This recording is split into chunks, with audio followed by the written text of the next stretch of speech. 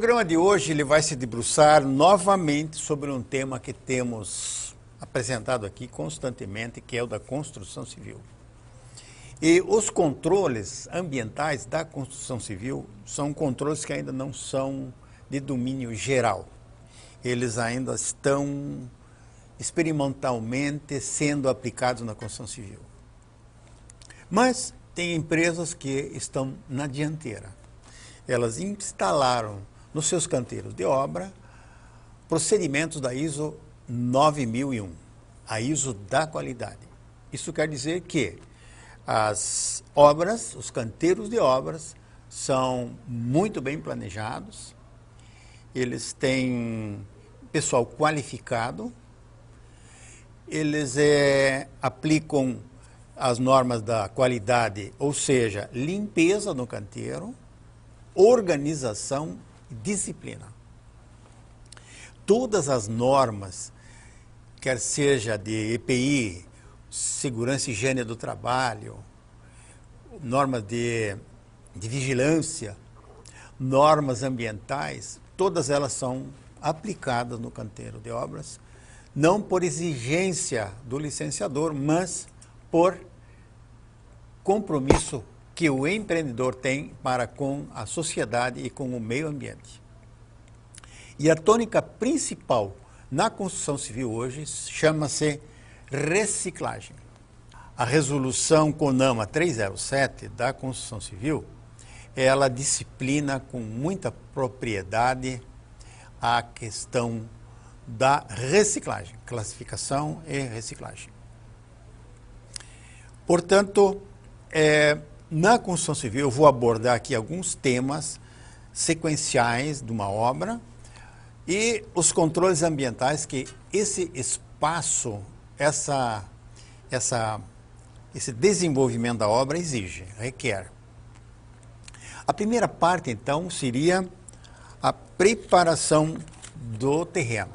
Você tem muitas vezes um imóvel que tem depressões, um imóvel que tem elevações, tem montanhas, tem córregos, tem uma série de obstáculos e de cenários que devem ser controlados, devem ser corretamente abordados na legislação, respeitados, como são as áreas de preservação permanente, as reservas naturais que os terrenos têm, grandes terrenos, por exemplo, onde são feitas as grandes obras, eles exigem esses cuidados especiais, inclusive o licenciamento ambiental.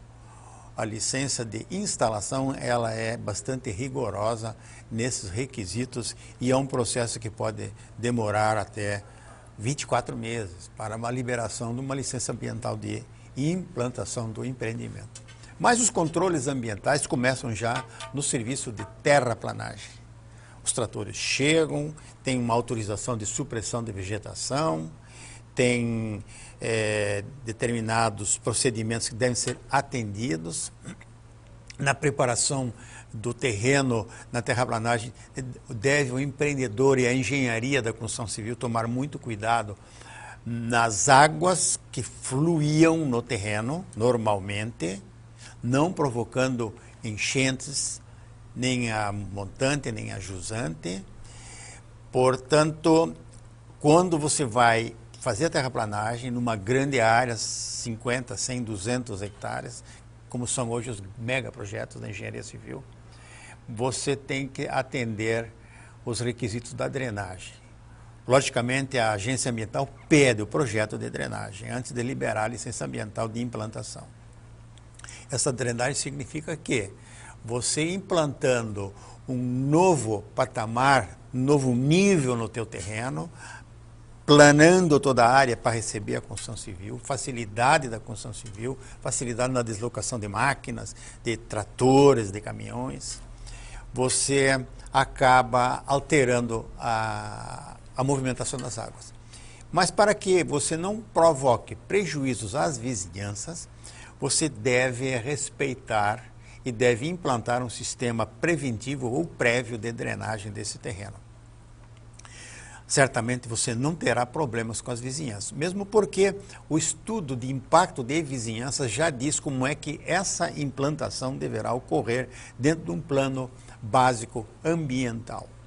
Portanto, nem sempre o que está no papel, na hora da prática, é realizado, é atendido pela engenharia.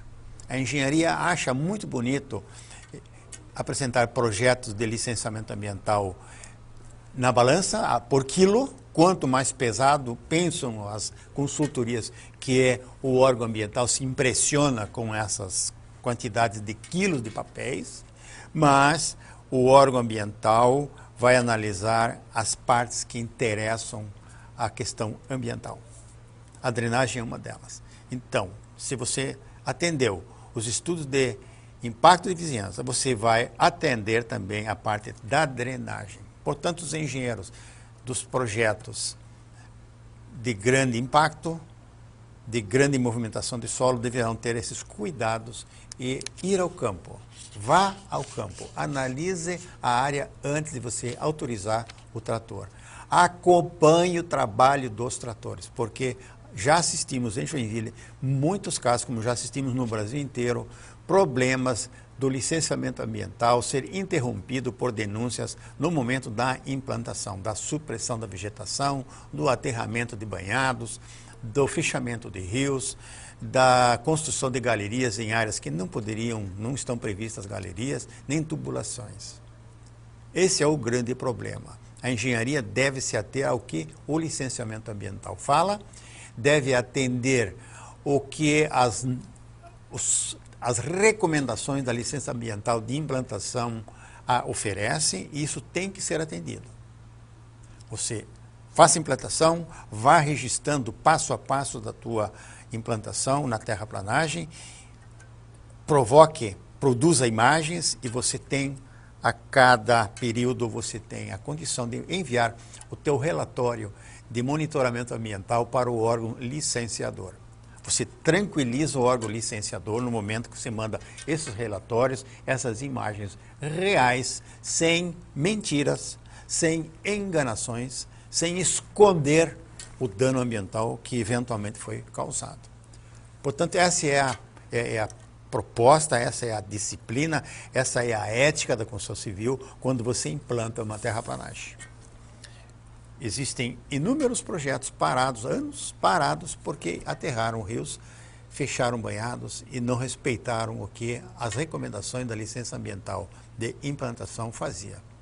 Infelizmente, é isso que ocorre. Portanto, o alerta aos colegas engenheiros, principalmente os engenheiros da área da construção civil, os arquitetos que projetam também, que tomem bastante cuidado e que instruam as empreiteiras, através de contratos muito bem elaborados, onde estão todas as condicionantes ambientais da própria licença ambiental de instalação, porque o empreiteiro, ele não tem um compromisso com a agência ambiental, ele foi contratado para fazer a terraplanagem. Portanto, se você tiver uma supervisão ambiental, uma auditoria ambiental permanente, acompanhando os trabalhos da empreiteira, você não terá problemas. Não largue os tratoristas sem um acompanhamento.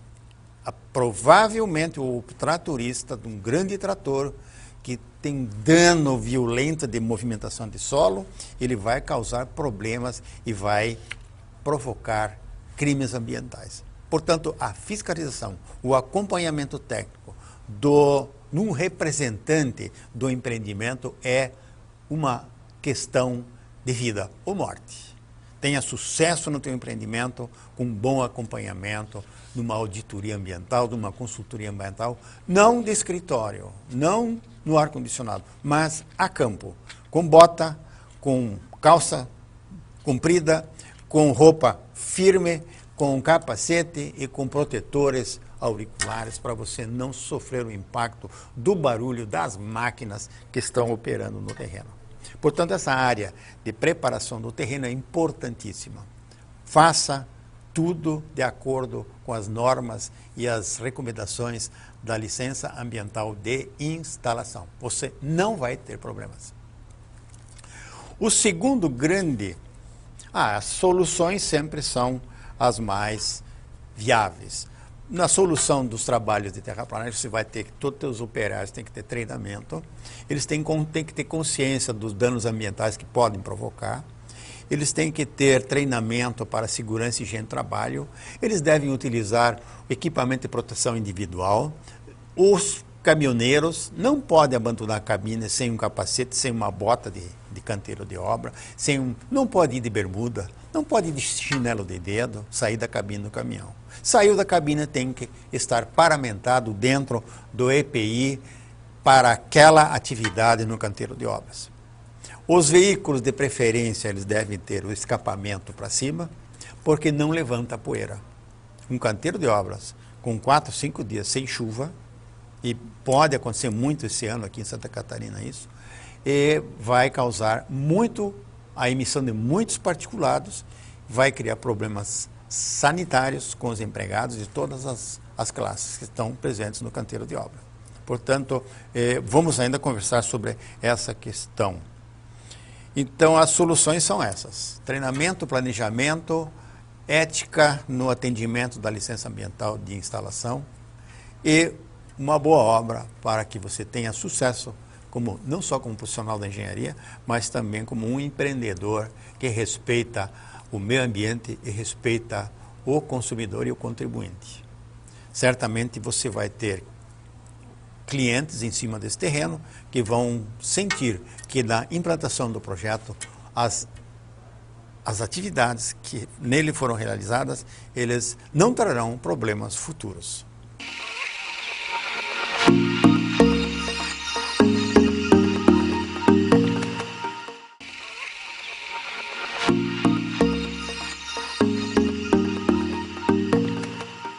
A segunda parte que se vislumbra sempre num canteiro de obras são os problemas que tem no terreno. Como, por exemplo, uma área rochosa, montanhosa e rochosa. Um solo cheio de matacões. Essas rochas elas devem ser desagregadas. Existem inúmeros equipamentos que rompedores de rochas, rompedores de matacões. Existem britadores móveis que você aluga, coloca no canteiro de obra para aproveitar toda aquela brita, o rachão que você vai necessitar na tua obra. Feliz aquele que tiver um terreno, um imóvel, com a presença desses materiais de construção altamente valiosos. Portanto, a construção civil hoje, ela tem um ângulo global, uma visão global, principalmente as grandes obras. Ela seleciona imóveis onde já existe matéria-prima disponível, como é o caso de rochas. Nem sempre isso é possível. Quem consegue, que bom. Projetam-se britadores, alugam-se máquinas para britar toda essa matéria-prima, essa brita, esse rachão, essa rocha que você precisa na construção civil. Há casos de se alugar unidades, usinas de concretagem, existem, são facilmente montáveis, são móveis, você faz o concreto na própria obra e também durante a obra você produz o resíduo da construção civil classificado. Você acaba, em vez de gastar dinheiro com o afastamento dos resíduos da construção civil, você utiliza os resíduos da construção civil, rocha, brita, resto de concreto, resto de caixaria, madeiras, enfim, tudo que é gerado dentro do canteiro de obras, você pode recuperar e fazer caixa para reduzir a tua despesa no canteiro de obras. E isso é muito importante. Hoje é muito caro você contratar o transporte para os resíduos da construção civil. A empresa que faz o transporte do resíduo da construção civil, de acordo com a resolução CONAMA 307, ela deve estar licenciada para aquela atividade numa agência ambiental, Fátima ou fundação municipal. Isso custa dinheiro, isso exige muita atenção do empreendedor, do proprietário da frota de caminhões que vai trabalhar nesse canteiro de obras. E também os veículos todos eles devem estar preparados para enfrentar canteiros de obras onde existe muita poeira, como eu já falei. Há casos onde se solicita à frota de caminhões em contrato que os escapamentos sejam dirigidos pelo menos para o lado ou para cima. A indústria de caminhões no Brasil, algumas, como a Volvo, ela já vende caminhões, já oferece caminhão da linha 2012, todos com escapamentos para o alto, com uma tampinha, com mola, fazendo com que o escapamento se vá para a atmosfera, se dilua com mais frequência. No entanto, frotas mais antigas, marcas tradicionais, têm todos eles o escapamento para o solo, onde a pressão do motor dos escapamentos faz com que o particulado entre na atmosfera, prejudicando em muito todos os operários. Às vezes são 300, 400, 500 operários num canteiro de obra que são atingidos pela poeira, pela quantidade gigantesca de particulados que entram na atmosfera e finíssimos. Então, muitas vezes, obras que já foram concluídas, canalizações de ar-condicionado, canalizações de esgoto, suspensas, pintadas, todas elas são danificadas pelo excesso de poeira. Então, você tem uma despesa dobrada na limpeza disso tudo.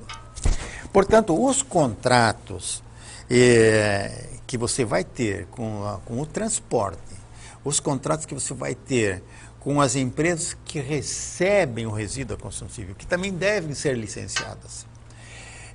Um bota-fora, como se diz na gíria, ou em uma área de transbordo e triagem, uma área de reciclagem, ela tem que também ser licenciada pela agência ambiental estadual ou municipal, se ela for qualificada para isso, no sentido de que ela possa receber, dentro de determinadas normas, esse resíduo do teu canteiro de obras. O órgão ambiental, na licença ambiental de implantação, exige controles, exige procedimentos e exige prestação de contas. Todo resíduo da construção civil que demanda de um canteiro de obras, ele tem que ser cadastrado. Você tem que informar a placa do caminhão, a data do transbordo, a via que ele transitou e o local onde ele lançou o resíduo, com um certificado de entrega, de deposição final. Esse certificado só pode ser emitido por uma área de transbordo e triagem, uma ATT, licenciada pela agência estadual, que no caso de Santa Catarina é a Fátima. Portanto, achar que não, eu vou fazer de qualquer maneira, não é o correto, não é o ético, não é o legal. Juridicamente, aquele empreendedor, aquela empreiteira que não atender a esses requisitos legais da licença ambiental de instalação, ele coloca o empreendedor em saia jurídica justa. Ele coloca na instabilidade jurídica o empreendimento. O que significa isso? Você vai ter um embargo, você vai ter uma multa, você vai ter um auto de infração, você vai ter apreensão de equipamentos e a tua obra vai ser prejudicada. Você vai ter que contratar um advogado ambientalista especializado. Não adianta advogado tributarista, não adianta advogado trabalhista, não adianta advogado familiar. Você precisa de um advogado familiarizado com crimes ambientais, com a legislação ambiental, certo? Tem que estar familiarizado com a Lei 9.605, que é dos crimes ambientais, e saber como proceder corretamente dentro da ética para que você possa levantar um embargo ou negociar uma autuação. Portanto, como se diz na gíria, cada macaco no seu galho. A construção civil hoje não é mais algo artesanal. Ela chegou a níveis de sofisticação, de excelência. A construção civil brasileira hoje, ela dá um exemplo de qualidade, de competência, de sofisticação para qualquer país do hemisfério norte. Os equipamentos desenvolvidos hoje, a formatação do concreto em moldes, em modulados, o transporte desses modulados também é um transporte especializado. em rodovias, uma laje, um módulo de concreto chega a 30, 40 toneladas, uma peça só. A carga e a descarga dessas peças gigantescas exige equipamentos especiais dentro do canteiro de obras. A perfuração hoje do solo se faz com equipamentos de 25, 30 metros de altura. Um desnível da lagarta transportadora desse equipamento pode causar o tombamento. Já tivemos um tombamento de uma perfuratriz dessa em Joinville. Caiu em cima de uma casa, danificou a casa. Portanto, isso hoje é uma realidade na construção civil. Equipamentos sofisticados exigem operadores bem pagos, bem treinados. E estes são muito raros. Não pode mais ser mais ou menos, tem que ser muito bem feito. Tem exemplos em Santa Catarina de grandes projetos onde o acidente de obra é zero. Passam-se anos, passam-se meses onde não há uma só ocorrência de acidente do trabalho. Isso significa o quê? Que houve treinamento, higiene e segurança do trabalho presente sempre através de monitores. Gasta-se dinheiro nesta área, mas em compensação você tem operários sadios, sem a inalação de poeiras, de pós, de fumaças, proteção auricular, proteção para o pulmão, proteção para as mãos, proteção para os pés, proteção para os olhos. Isso significa o quê? Uma engenharia de ponta, uma engenharia disciplinada, uma engenharia que respeita o ser humano, que é a parte mais importante de um canteiro de obras. Essa parte, então, das rochas tem equipamentos muito ruidosos e necessitam a colocação de protetores dos ouvidos. Então, não adianta colocar aquele amarelinho dentro do ouvido, que ele contamina o duto auricular e provoca fluidos e inflamações. O certo mesmo é auricular, sempre limpo, no final de cada expediente ele tem que ser higienizado, seco, para que possa ser usado no dia seguinte. Esses são os cuidados que um engenheiro do canteiro de obras deve ter com a sua equipe, distribuir essas responsabilidades com a sua equipe para que uma obra apresente um índice baixíssimo de acidentes do trabalho.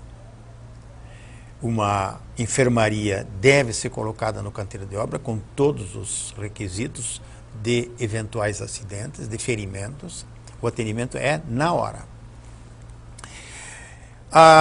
E, portanto, as soluções para ruídos é o EPI, as soluções para que não hajam acidentes e constrangimentos dos operadores é a proteção individual e treinamento. Uma educação bem formatada dentro do canteiro de obras traz melhores resultados, traz economia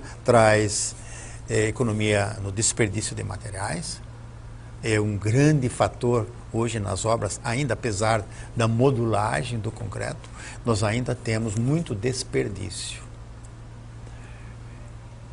Deve-se ater a isso. Não sou engenheiro civil, sou auditor ambiental de canteiros de obras e a minha experiência de canteiro de obras me tem mostrado que a engenharia civil tem muito ainda a aprender na questão ambiental. Projetos bonitos não significam obras limpas, obras bem cuidadas, obras onde não existe acidente, obras com economia, obras sem desperdício de sacos de cimento rompido, pacotes de paver arrebentado, despencando de carregadeiras. Isso é um absurdo que se observa em canteiros de obras onde esses requisitos não foram e não são atendidos. O grande problema no Brasil chama-se ausência do engenheiro no canteiro de obras. O engenheiro tem que estar o tempo todo, antes de começar o expediente até o final do expediente. A vigilância também é algo muito importante. O roubo nos canteiros de obra é algo assustador. O dano a equipamentos também é alarmante.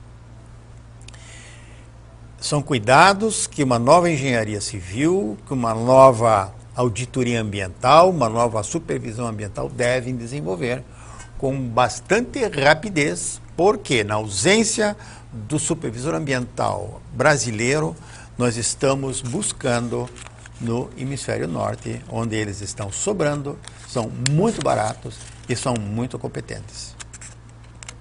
É isso aí.